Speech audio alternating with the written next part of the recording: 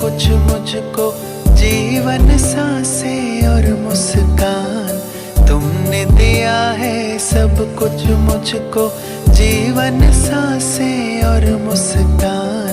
एक तुम ही तो कदम कदम पर हर पल रखते मेरा ध्यान।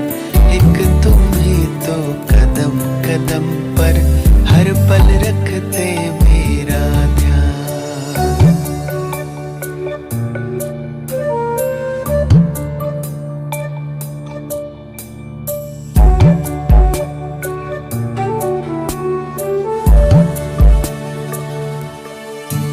इस खौफ भरे माहौल में तुमने मुझको खूब संभाला है। आश भरी विश्वास भरा हर डर से मुझे निकाला है। खौफ भरे माहौल में तुमने मुझको खूब संभाला है। आश भरी विश्वास भरा हर डर से मुझे निकाला है। तेरी रहमत से ही हुआ है मेरा हर लम्हा आसान। तेरी रहमत से ही हुआ है मेरा हर लम्हा आसान। एक तुम ही तो कदम कदम पर हर पल रखते मेरा ध्यान। एक तुम ही तो कदम कदम पर हर पल रखते मेरा ध्यान।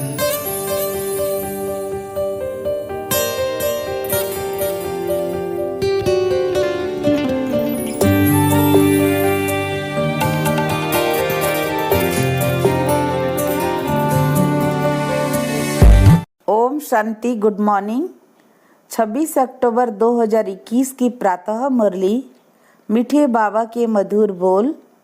मीठे बच्चे, तुम जिसकी आज तक महिमा गाते थे वही अब तुम्हारे सामने हाजिर है। इसलिए सदैव खुशी में नाचते रहो, किसी बात का गम ना हो।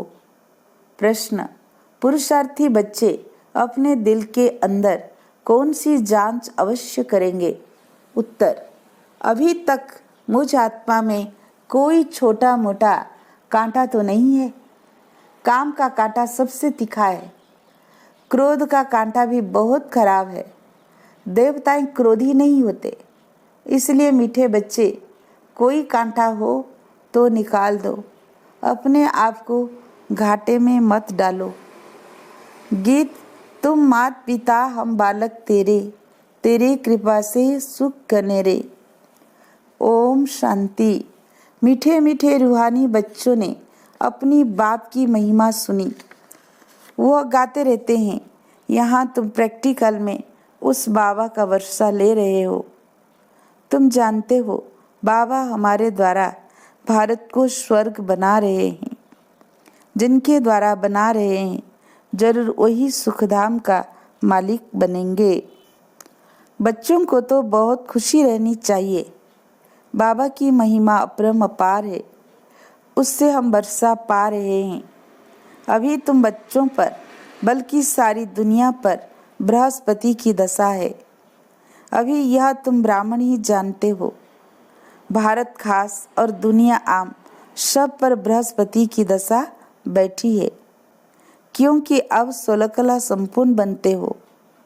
इस समय तो कोई कला नहीं है। बच्चों को बहुत खुशी रहनी चाहिए। ऐसे नहीं यहाँ खुशी है बाहर जाने से गुम हो जाए। जिसकी महिमा गाते रहते हो वह तुम्हारे पास हाजिर है। बाबा समझाते हैं कि 5000 बरस पहले भी राजा ही देकर गया था।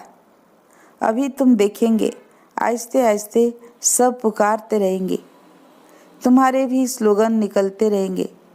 जैसे कोई कहते एक धर्म हो, एक राजाई हो, एक भाषा हो, वह भी आत्मा ही कहती है ना। आत्मा जानती है बरोबर भारत में एक राजधानी देवी देवताओं की थी। यह खुशबू फैलती जाएगी। तुम खुशबू डालते जाते हो।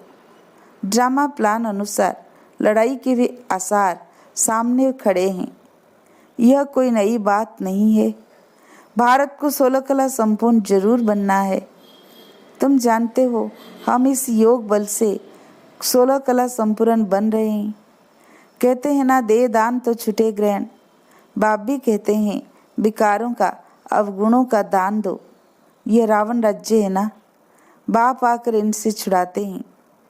इसमें भी काम विकार बड़ा भारी अवगुण है। तुम देह अभिमानी बन पड़े हो, अब देही अभिमानी बनना पड़े, शरीर का भी भान छोड़ना पड़े। इन बातों को तुम बच्चे ही समझते हो, दुनिया नहीं जानती। भारत जो 16 कला संपूर्ण था, संपूर्ण देवताओं का राज्य था, इन लक्ष्मी नारायण की राजधानी थी। भारत स्वर्ग था, अब 5 विकारों का ग्रहण लगा हुआ है। इसलिए बाबा कहते हैं दे दान तो छुटे ग्रहण। यह काम विकार ही गिराने वाला है। इसलिए बाप कहते हैं यह दान दो तो 16 कला संपन्न बन जाएंगे, नहीं देंगे तो नहीं बनेंगे। आत्माओं को अपना अपना पाठ मिला हुआ है ना, यह भी तुम्हारी बुद्धि में है। तुम्हारी आत्मा में कितना पाठ है। तुम विश्व का राज्य भाग्य लेते हो। यह बेहद का ड्रामा है, अथाह एक्टर्स हैं, इसमें फर्स्ट क्लास एक्टर्स हैं। ये लक्ष्मी नारायण, उन्हों का नंबर 1 पाठ है। विष्णु सो ब्रह्मा सरस्वती, फिर ब्रह्मा सरस्वती सो विष्णु बनते हैं। यह 84 जन्मों का चक्र कैसे लगाते हैं वो सारा बुद्धि में आ जाता है। व्यापारी लोग चौपड़ा रखते हैं तो उस पर स्वास्तिका निकालते हैं, गणेश की पूजा करते हैं। यह बेहद का चौपड़ा। स्वास्तिका में 4 भाग होते हैं। जैसे पुरी में चावल का हांडा रखते हैं, वह पक जाता है तो 4 भाग हो जाते हैं, वहाँ चावल का ही भोग लगता है। अभी तुम बच्चों को कौन पढ़ा रहे हैं? मोस्ट बिलवेड बाप आकर तुम्हारा सर्वेंट बना है, तुम्हारी सेवा करते हैं। मनुष्य तो कह देते आत्मा निर्लेप है। अभी तुम जानते हो आत्मा में 84 जन्मों का पाठ ही है। उनको फिर निर्लेप कहना कितना रात दिन का फर्क हो जाता है। जब यह कोई अच्छी रीति मास 1.5 बैठ समझेंगे तब पॉइंट्स बुद्धि में बैठेगी। दिन प्रतिदिन पॉइंट्स बहुत निकलती रहती है। यह जैसे कस्तूरी, शास्त्रों में तो कुछ भी सार नहीं है। बाबा कहते हैं वह अब बुद्धि से निकाल दो। ज्ञान सागर एक मैं ही हूँ। जब पूरा निश्चय बैठता है तो समझते हैं बरोबर ये सब भक्ति मार्ग के लिए हैं। परम पिता परमात्मा ही आकर दुर्गति से सदगति करते हैं। सीढ़ी पर भी क्लियर दिखाना है। भक्ति मार्ग शुरू होता है तो रावण राज्य शुरू होता है। अभी गीता एपिसोड रिपीट हो रहा है। बाप कहते हैं मैं कल्प कल्प कल्प के संगम युगे आता हूँ। उन्होंने फिर कच्छ मच्छ अवतार कह दिया है, 24 अवतार कह देते हैं। बाबा कहते हैं अब तुम पर बृहस्पति की दशा है। मैंने तुमको स्वर्ग का मालिक बनाया, अब रावण ने राहु की दशा बिठा दी है। अब फिर बाप आए हैं स्वर्ग का मालिक बनाने, तो अपने को घाटा नहीं डालना चाहिए। व्यापारी लोग अपना खाता हमेशा ठीक रखते हैं, घाटा डालने वाले को अनाड़ी कहा जाता है। अब तो यह सबसे बड़ा व्यापारी है। कोई बिल्ला व्यापारी व्यापार करे, यही अविनाशी व्यापार है। और व्यापार तो सब मिट्टी में मिल जाने वाले हैं। अभी तुम्हारा सच्चा व्यापार हो रहा है। बाप है बेहद का सौदागर, रत्नागर और ज्ञान का सागर कहा जाता है। प्रदर्शनी में देखो कितने आते हैं। सेंटर पे कोई मुश्किल आएंगे।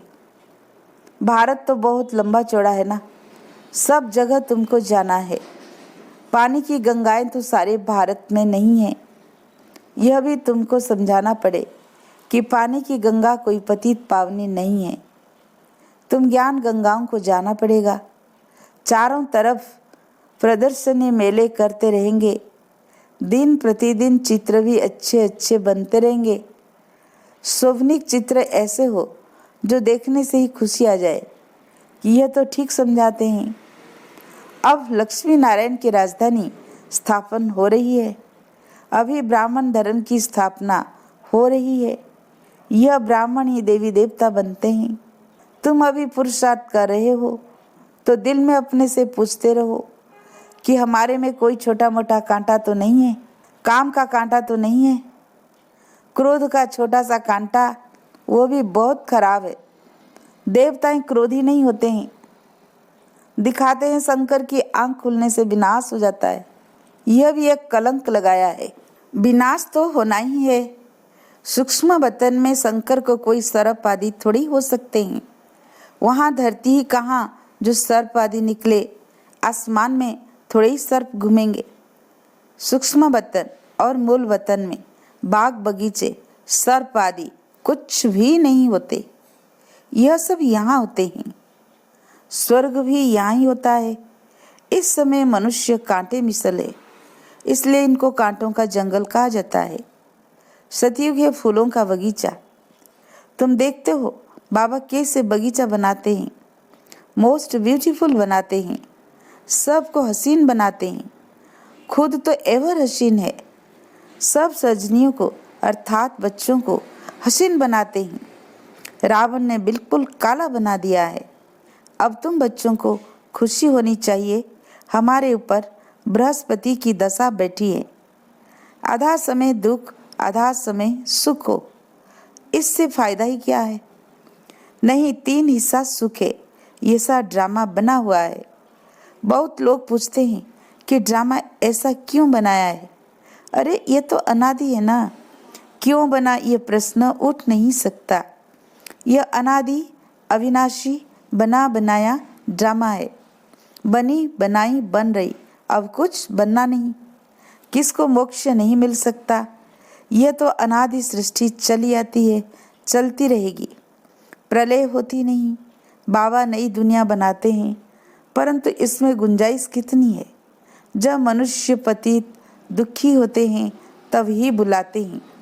बाबा आकर सबकी काया कल्प वृक्ष समान बनाते हैं। तुम्हारी आत्मा पवित्र बन जाती है तो शरीर भी पवित्र मिलेगा। तो बाप तुम्हारी काया कल्पतरु बनाते हैं।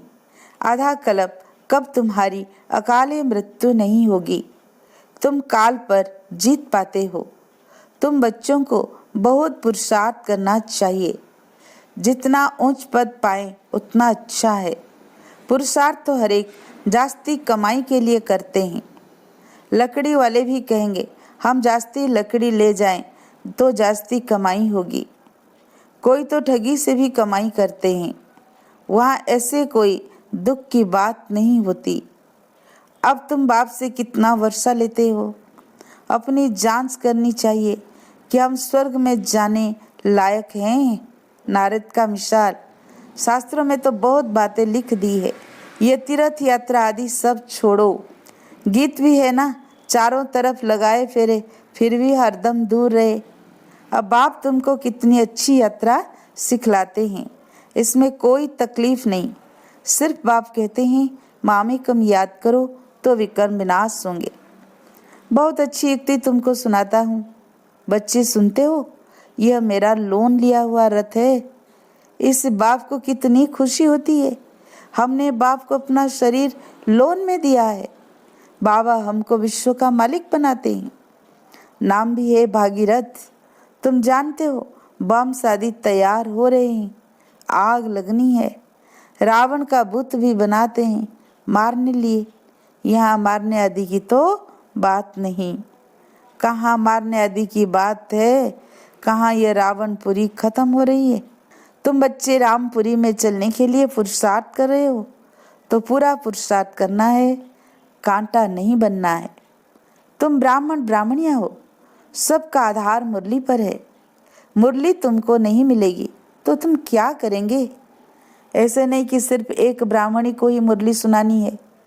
कोई भी मुरली पढ़कर सुना सकते हैं। बोलना चाहिए आज तुम सुनाओ। अब तो समझाने के लिए चित्र भी अच्छे बने हैं। ये मुख्य चित्र तो अपनी दुकान में रख बहुतों का कल्याण करो। उस सौदे के साथ साथ यह सौदा भी करो।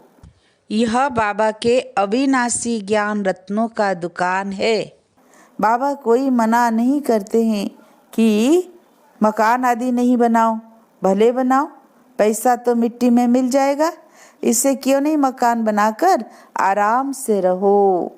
पैसे है तो काम में लगाने चाहिए। मकान भी बनाओ, खाने के लिए भी रखो, दान पुण्य भी करो। कश्मीर का राजा मरा तो अपनी प्राइवेट प्रॉपर्टी जो थी वो सब आर्य समाजियों को दान में दे गया। अपने धर्म के लिए सब करते हैं ना। यहाँ तो वह कोई बात नहीं, सब बच्चे हैं, दान आदि की बात नहीं, वह है हद का दान। मैं तो तुमको विश्व की बादशाही देता हूँ। ड्रामा अनुसार भारतवासी ही राज्य भाग्य लेंगे। भक्ति मार्ग में व्यापारी लोग कुछ ना कुछ धर्माऊ जरूर निकालते हैं, उसका भी दूसरे जन्म में अल्पकाल के लिए मिलता है। अब तो मैं डायरेक्ट आया हूँ तो तुम इस कार्य में लगाओ, मुझे तो कुछ नहीं चाहिए। शिव बाबा को अपने लिए मकान बनाना है क्या? ये सब ब्राह्मणों का है, गरीब साहूकार सब इकट्ठे रहते हैं तो यह सब बच्चों का ही है। देखा जाता है घर में ये कैसे आराम से रहते हैं तो वह प्रबंध देना पड़े, इसलिए कहते हैं सब की खातिरी करो। कोई चीज़ ना हो तो मिल सकती है। बाप को तो बच्चों पर लव रहता है, इतना लव और कोई का रह नहीं सकता। बच्चों को कितना समझाते हैं, पुरुषार्थ करो, औरों के लिए भी युक्ति रचो। इसमें चाहिए सिर्फ 3 पैर पृथ्वी, जिसमें बच्चियां समझाती रहे। कोई बड़े आदमी का हाल हो, बोलो हम जरूरी चित्र रख देते हैं, 1-2 घंटा सुबह शाम क्लास करके चले जाएंगे। खर्चा सब हमारा, नाम तो तुम्हारा होगा। बहुत आकर कौड़ी से हीरे जैसा बनेंगे। अच्छा, मीठे मीठे सिक्की लदे बच्चों प्रति माता पिता बाप दादा का याद प्यार और गुड मॉर्निंग। रूहानी बाप की रूहानी बच्चों को नमस्ते। हम रूहानी बच्चों की रूहानी बाप दादा को याद प्यार, गुड मॉर्निंग, नमस्ते नमस्ते नमस्ते। शुक्रिया बाबा, शुक्रिया शुक्रिया। धारणा के लिए मुख्य सार। फर्स्ट पॉइंट, अविनाशी बाप से सच्चा सच्चा अविनाशी व्यापार करना है। उस सौदे के साथ इस सौदे में भी समय देना है। ज्ञान गंगावन सबको पावन बनाना है। सेकेंड पॉइंट, ब्राह्मण जीवन का आधार मुरली है, जो प्यार से सुननी और सुनानी है। अंदर कोई भी कांटा हो तो उसे निकाल देना है। अवगुणों का दान करना है। आज का वरदान, सहनशीलता के गुण द्वारा कठोर संस्कार को भी शीतल बनाने वाले संतुष्ट मणि भव। जिसमें सहनशीलता का गुण होता है वो सूरज से सदैव संतुष्ट दिखाई देता है। जो स्वयं संतुष्ट मूर्त रहते हैं वो औरों को भी संतुष्ट बना देते हैं। संतुष्ट होना माना सफलता पाना।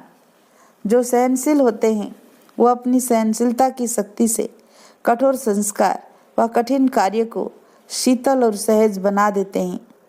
उनका चेहरा ही गुण मूर्त दिखाई देता है। वही ड्रामा की ढाल पर ठहर सकते हैं। आज का स्लोगन, जो वाणी द्वारा नहीं बदलते उन्हें शुभ वाइब्रेशंस द्वारा बदल सकते हो। अच्छा, ओम शांति। आपका और वक्त का ये फरमान अमल करें